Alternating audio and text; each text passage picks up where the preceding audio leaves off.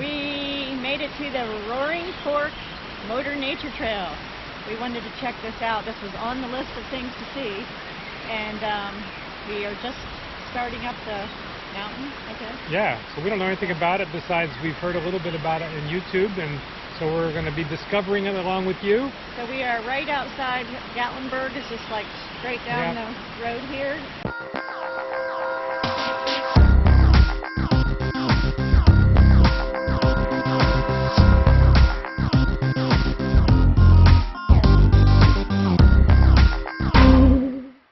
Late afternoon, so it's not quite so hot, but already it's pretty impressive just driving to the entry point with a nice roaring stream.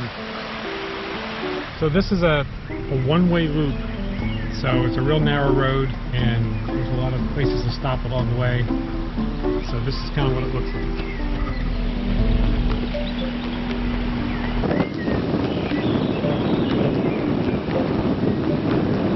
I don't think we want to bring the RV on this road. So this is a really narrow and winding road, but it's very pretty, really lush green. This is like it would be really pretty in the fall. Miniature version? Miniature version, yeah.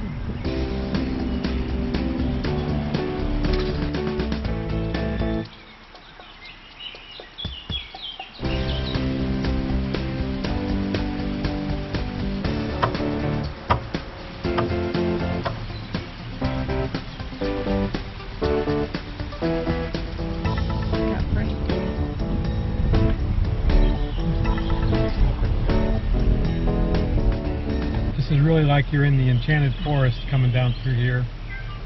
We have all our windows open and just going 10 miles an hour and just enjoying the beauty of it, really.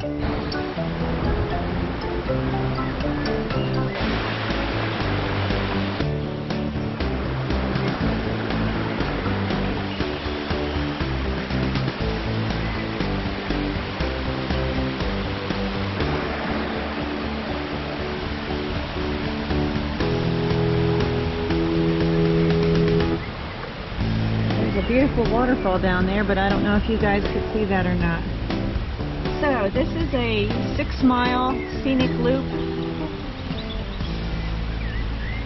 It's very narrow, so no trucks or RVs can fit on the road.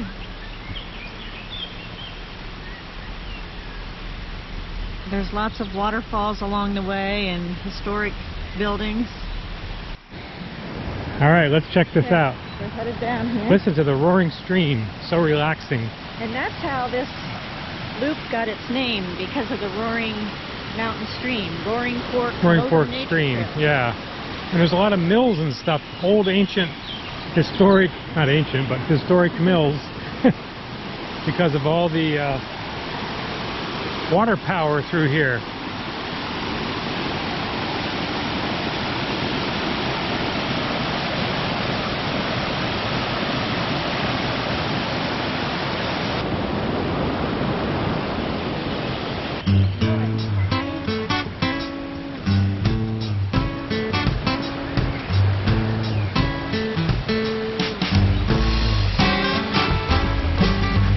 I wonder if this is up to code. Well, I don't know if it's up to code or not, but it lasted a long time, so I guess it worked. So, Lori and I are going to be staying here at this bed and breakfast tonight. Let's go check it out. Ooh, it's for short people. We have our little nightly campfire in here. Oh, we got glass windows. Oh, the floor feels like it's going to cave in, but I don't think it will, but it just kind of feels a little spongy. And I'll take you upstairs. There's no stairway, but here we go.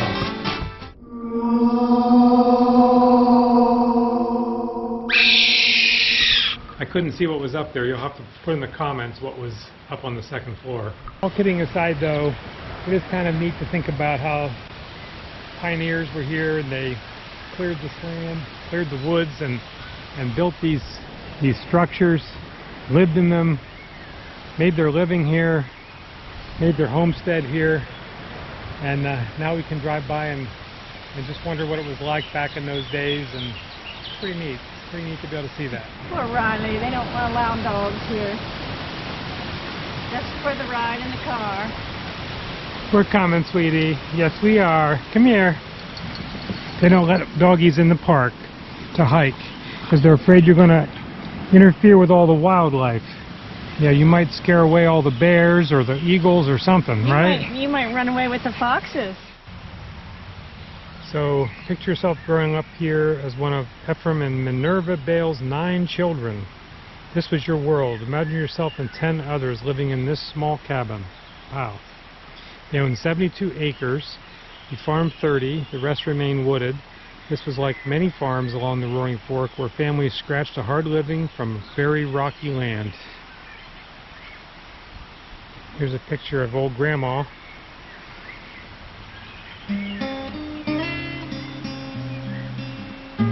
Can you just imagine all those kids running around here? And this was their home.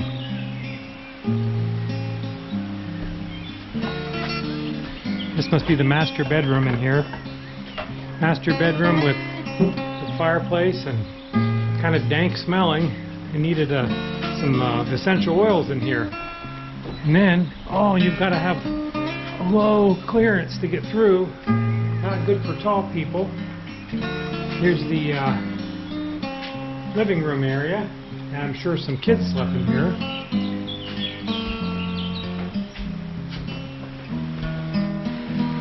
Okay, this is the backyard.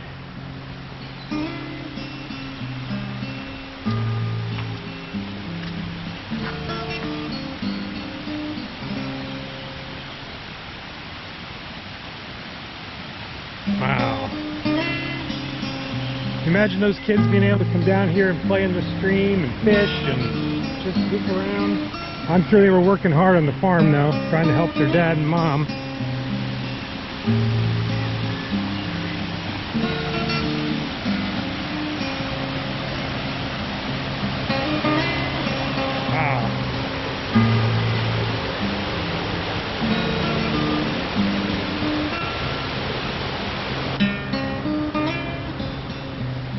I'm guessing this is the stable.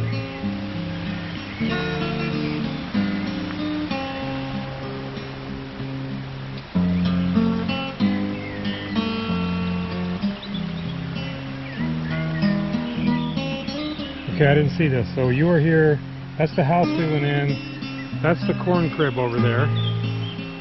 The barn is what I said was the stable. That was a barn, and then we have the hog pen back there.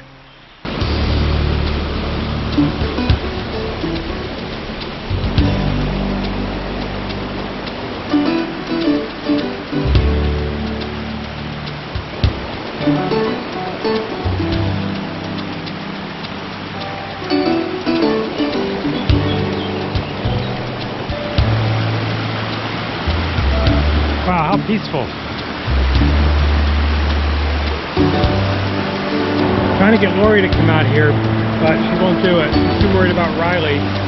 But wow, just breathing the mountain air and all this nice waterfalls going by, the like ions or whatever coming off the water. And the water is nice and cool.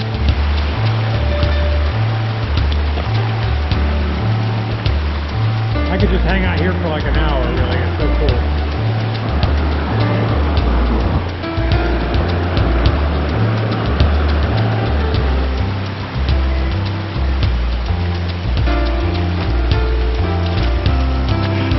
Made it back.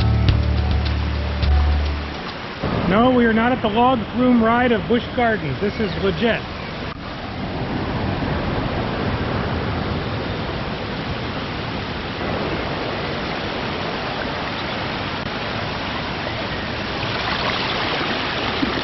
Wow.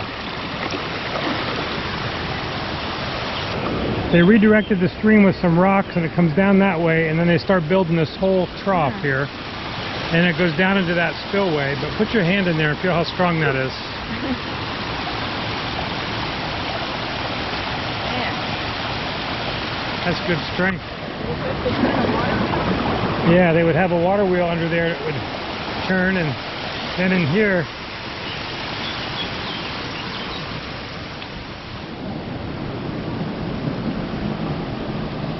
it would turn that grinding stone. I guess it would turn that millstone there.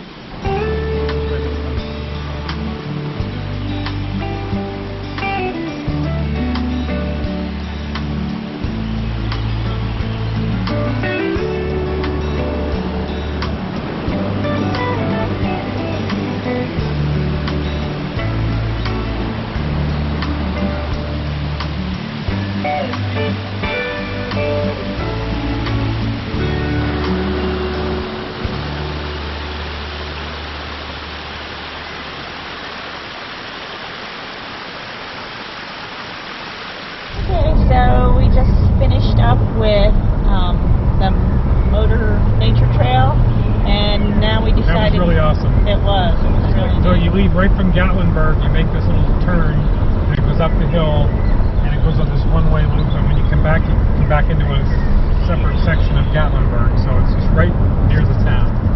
Very near the town. It brings you up, when you come out, it brings you up a little bit farther out of town, but then it comes right back into town.